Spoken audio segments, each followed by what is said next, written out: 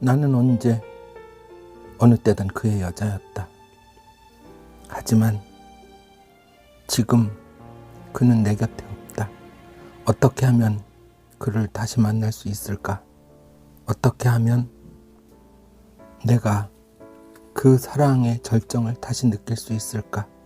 하루 종일 그 생각만 했다. 아니, 정말 미친 것 아닐까?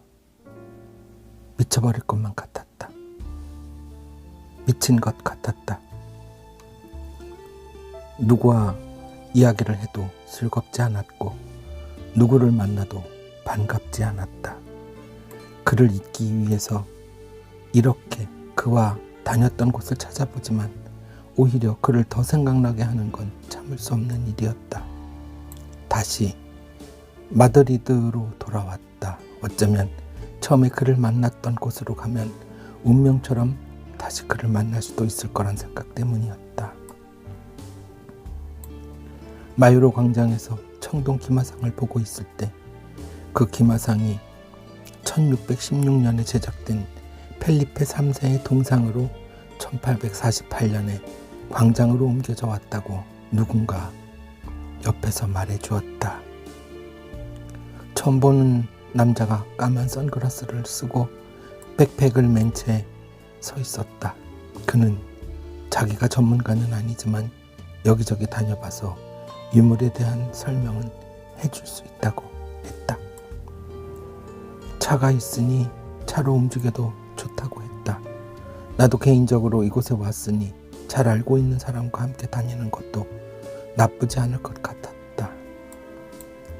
다음 날부터 시작한 투어에서 보여준 그의 그림이나 유적에 관한 설명은 여느 전문가 못지 않았는데 프라도 미술관이 소장하고 있는 작품에 대한 설명은 그의 직업이 큐레이터라고 착각할 만큼 빠져들게 했다. 하지만 못마땅한 것도 있었다. 그는 실내에서도 계속 까만 선글라스를 쓰고 있었는데 일반적으로 선글라스를 쓴 얼굴이 꽤 괜찮아 보여도 벗으면 실망하게 되는 경우가 한두 번이 아니었기 때문에 답답했지만 차마 얘기를 꺼내지 못했다. 그 며칠 뒤 햇볕이 강렬한 오후였다. 마드리드에서 일요일에만 열리는 벼룩시장 엘 라스트로에 다녀오면서 땀으로 범벅되었다. 시원한 음료를 마시려고 카페에 들어가 테이블에 앉자 그가 선글라스를 벗어 탁자 위에 올려놓았다. 바지 뒷주머니에서 손수건을 꺼내 송글송글 맺힌 땀을 닦아냈다. 선글라스를 벗으라는 내 쪽에서 먼저 얘기하지 않은 것은 정말 잘한 일이었다. 그는 40대 얼굴이 아니었다. 선글라스에 가린 얼굴이 멋있었고 선글라스를 벗은 얼굴은 더 매력적이었다. 그야말로 여자의 가슴을 내려앉게 만드는 다른 누구에게도 주고 싶지 않은 그런 얼굴이었다. 그가 선글라스를 들어 콧등에 묻은 땀을 닦고 다시 쓰려고 했을 때 나도 모르게 쓰지 말라고 그의 손을 잡았다. 그럼 숙녀분의 부탁이니 잠시 벗어두지요. 한 것이 그와의 가장 사적인 긴 대화였다. 그때까지만 해도 여행지에서 만난 괜찮은 남자 정도로만 생각했지 그가 이렇게까지 내 깊숙한 곳으로 들어올 줄은 몰랐다. 땀이 식었다며 그가 나를 데려간 곳은 고고학자이자 예술품 수집가인 세랄보 후작의 저택과 박물관이었다. 회화 작품도 있었는데 저택 내부의 호화로움은 말로 형연할 수 없었지만 내가 살아 볼 수 없는 그 저택은 아무런 감동이 없었다. 아늑한 뒤뜰의 벤치에 앉아 나무로 둘러싸인 자그마한 연못을 바라보는 것도 나름대로 괜찮았다.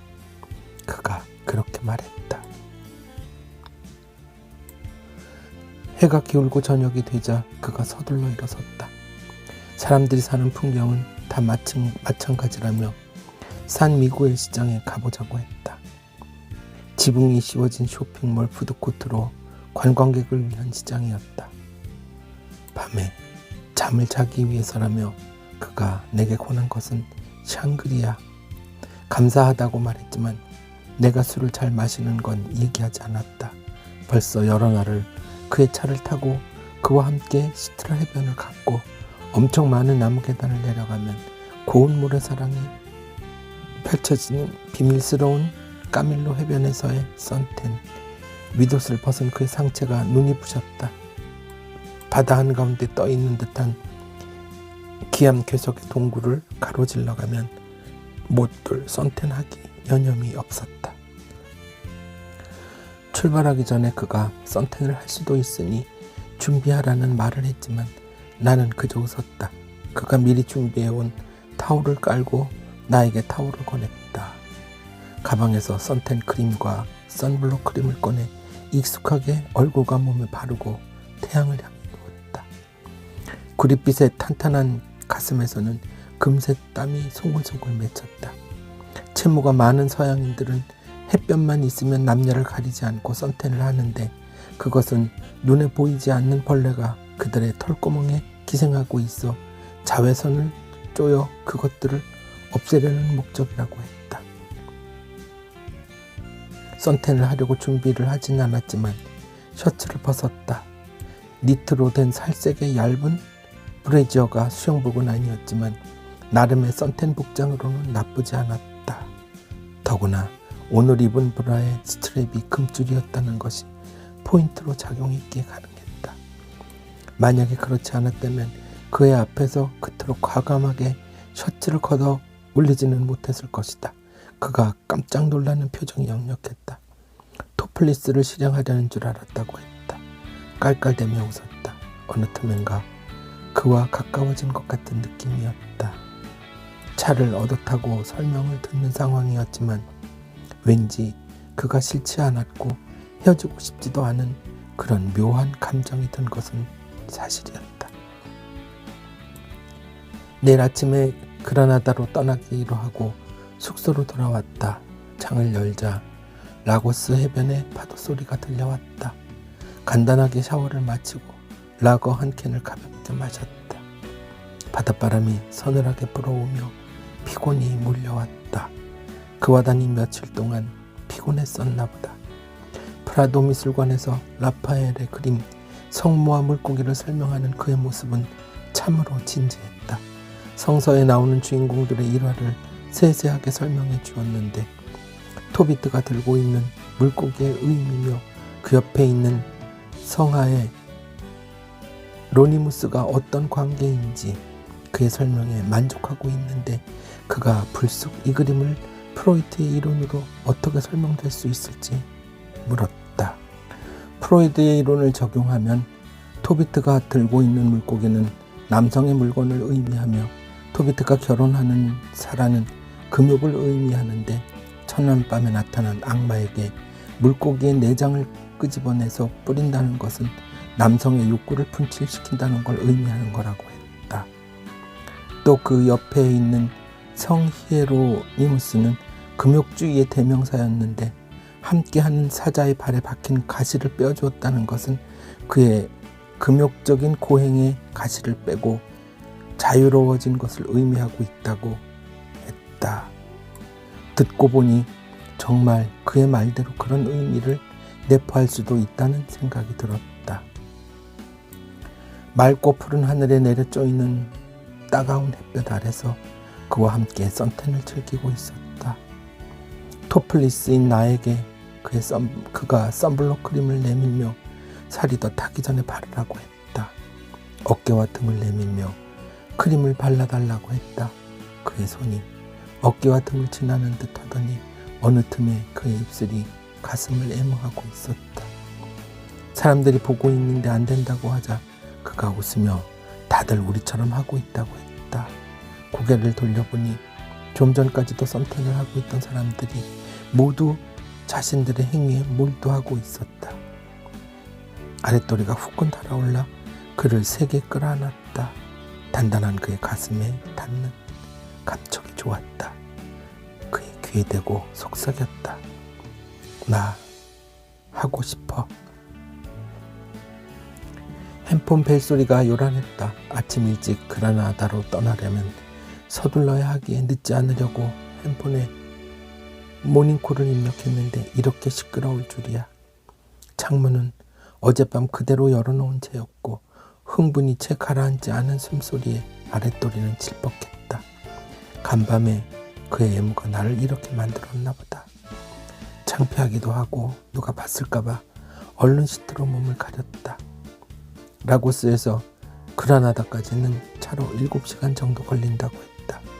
중간에 세비야에 잠시 머물러 가는 것도 나쁘지 않다고 그가 말했다. 세비야가 좋으면 거기서 1박을 해도 좋고 마음 가는 대로 하자는 말도 했다. 그렇게 하자고 했다. 오늘따라 흰색 티셔츠를 입은 그가 상큼했고 한 손으로 핸들을 돌리는 모습이 멋있어 보였다. 담은 입에 우뚝 선 콧날, 바람에 흩날리는 머리카락, 그에게서 처음 맡아보는 남자의 향기는 새로웠다. 옆을 힐끗 보았는데 묵묵하게 차를 몰던 그가 입을 떼었다. 궁금한 게 있으면 물어보라고. 그는 46살의 회사원으로 싱글이라고 했고 지금은 휴가를 내서 여행을 왔다고 했다. 설마 이렇게 매력적인 사람이 총각일 리는 없고 뭔가 사연이 있겠지. 내심 궁금했지만 더 이상 묻지 않았다. 그가 씩 웃으며 말했다. 저 산전수전 공중전에 게릴라전까지 겪은 사람입니다.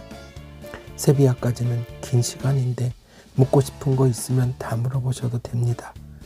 그가 내 마음을 꿰뚫어 본 것처럼 말했다. 지금 쓰고 있는 향수가 뭐냐고 물었다. 그가 솔직하게 대답해도 되는지 되물었다. 물론 나도 공중전까지는 아니어도 산전수전 겪을 만큼 겪었으니까 편하게 얘기해도 된다고 했다. 그가 웃음 띤 얼굴로 플레이보이들만 쓰는 영국산 향수 아라미스라고 했다. 그렇다면 본인이 플레이보이 대회에 들어가느냐고 묻자 그거야 상대적인 게 아니겠느냐고 말한다. 상대적이라는 게 어떤 의미냐고 물었다. 그의 대답은 간단 명료했다. 남자든 여자든 자신이 느낀 퍼스트 임프레션, 첫인상이 중요한데 여자는 물론이겠지만 남자도 보는 눈이 있어 아무 여자한테나 껄떡대지 않는다고 했다. 물론 대충 작업을 걸어서 잡아뜨리면 되는 그런 쉬운 여자는 별 매력도 없고 아무리 그쪽에서 몸이 달아 해도 감흥이 오지 않으면 차 마시는 정도로 끝낸다고 했다. 자존심이 허락하지 않으니까. 그의 대답이 마음에 들었다. 침묵이 흘렀지만 아침에 출발하여 시원한 바람을 맞으며 해변가를 달리는 기분이 상쾌했다. 도중에 파로 올드타운을 구경했고 산타마리아 대성당도 보았다. 성당 앞 길가에 즐비하게 심어져 있는 오렌지 나무, 많이 봐왔던 풍경이지만 오늘따라 더없이 낭만적으로 느껴지는 것은 왜일까?